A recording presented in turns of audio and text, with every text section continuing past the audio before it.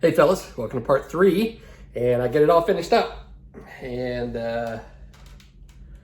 here it is. So, I made a bit of a mistake last video, apparently, and I may be wrong this time. Who knows? I don't know about this stuff. I like to just,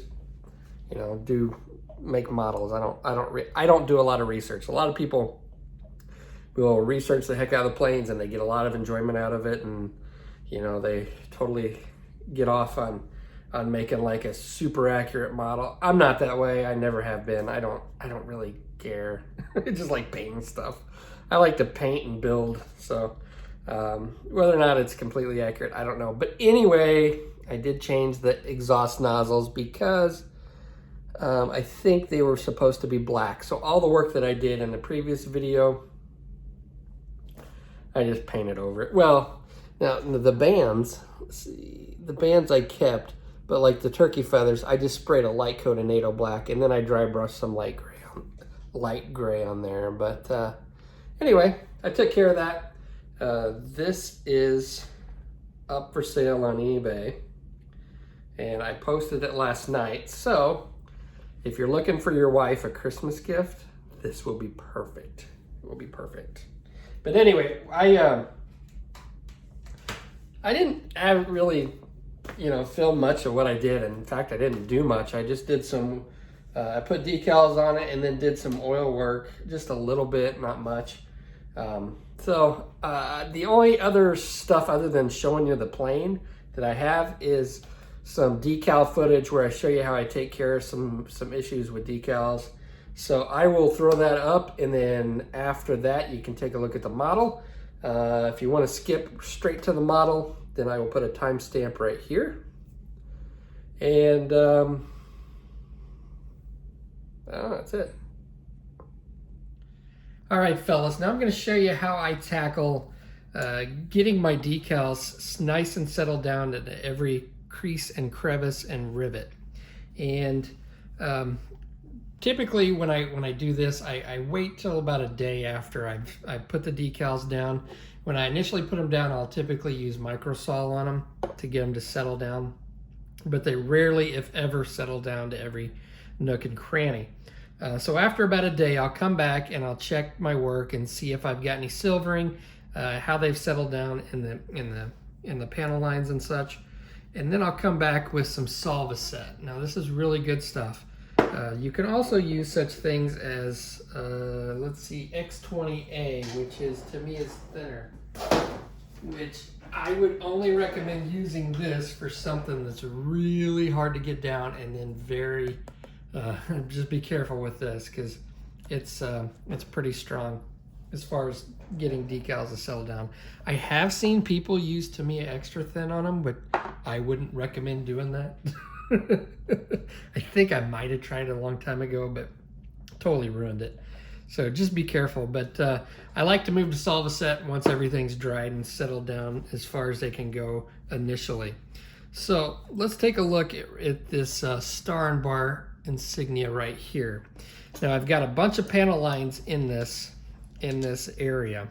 So what I'm going to do, and what I initially did, is I would take an X-Acto blade, a new blade, a very sharp blade, and you can go along the panel lines. But what I've got here is an old airbrush needle, and I like this better just because it doesn't seem to get off track as easy as using an X-Acto blade.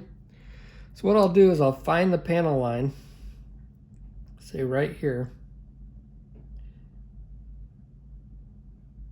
and I'm just gonna lightly, almost like I'm rescribing, but I'm not putting hardly any pressure. I'm just going along with enough pressure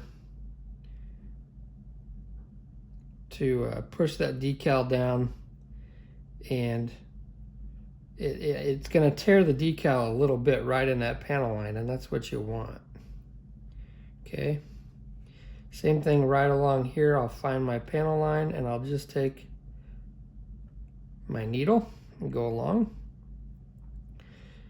Find my panel line, take my needle, and I'm going to come up follow that through. Same way with this one. And this is from, I think, a Sotar 2020 that I had that I no longer have. I don't know if it broke or what, I can't remember. And the key is to be light. You don't want to be scraping into the plastic. You just want to be applying enough pressure to break through that decal.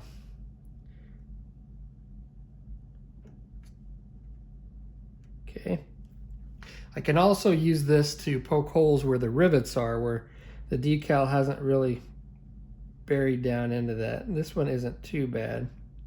I'm just going to take the point and I'm going to find my rivets and just punch a tiny little hole. And again, I'm not applying a whole lot of pressure.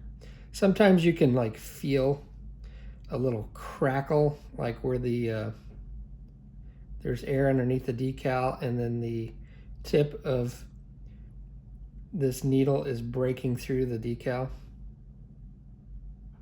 So I'm just going to go along and puncture holes. There's another panel line here. It's going to take my, oh, I went off. Now I went off track and cut the decal, but that's fine, okay? Now what I'm going to do is I'm going to take some of the Solvaset. Oh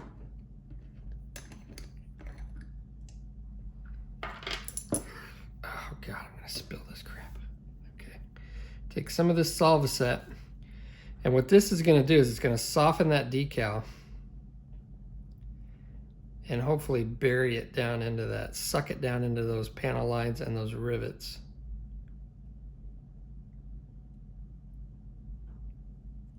Okay. Now the key to this is to let it, once you put this on here, let it dry, let it completely dry, and then see where it's at. And then if it's not sucked down, then just repeat that process.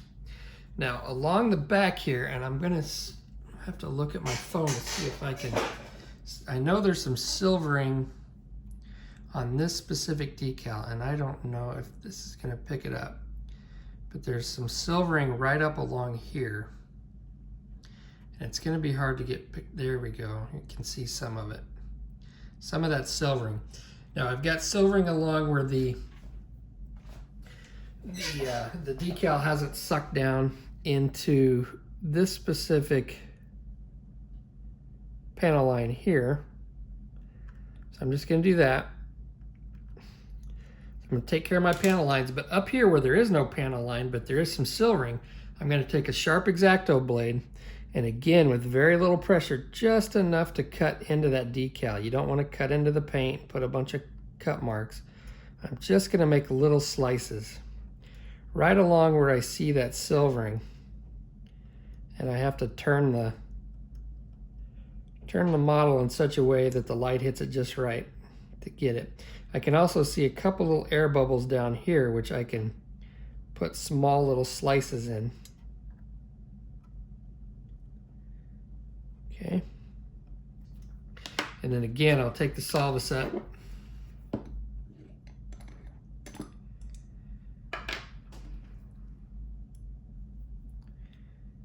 I'm going to come along here and just coat that decal again. Okay, now this probably won't take care of all of it. So once it's dry, I'll look at it again. If there's more silvering, then I'll just repeat that same process where I'll make little slices and just keep repeating it until I get all the silvering out that I can see. Okay, and then once these are all dry and all the silvering's gone and all my panel lines are sucked down, then I'll come back and I'll put a clear coat over it to protect it for the next step in the paint. So that's all there is to it.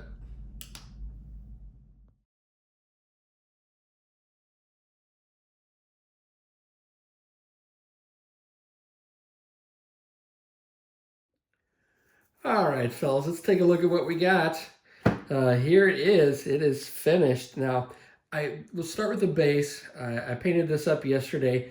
I was going to put this over water on a bigger type base, but I didn't like the look of it. So I went ahead and made the stencils and painted this up yesterday morning. I really think it looks turned out really cool. I really like the look of it.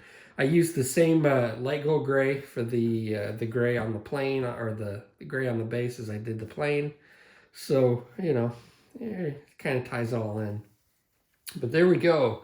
Now, with me not black basing this, to me, and I don't know if you noticed this or not, but the colors just seem to pop a lot more. It's not quite as, and I wasn't going for like a totally wrecked, totally weathered plane, but so I wanted it to just be a little brighter, and I think it kind of worked out that way. But there we go, fellas. Now,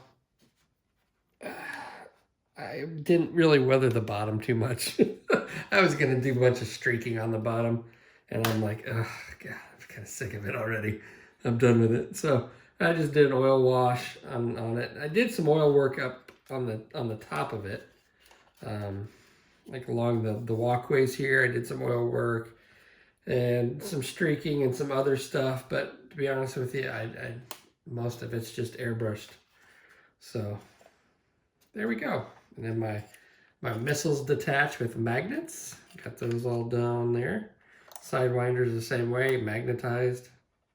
If you ship models, if you ship and sell models like on eBay, like I do, you need to magnetize your missiles. I mean, it just saves a lot of headache. You can take them off, and then you don't have to worry about them breaking off during shipping, and I don't know, it's just a lot better. But there we go, fellas. All right. Well, I will flash up some pictures. I appreciate you watching, and catch you on the next video, guys.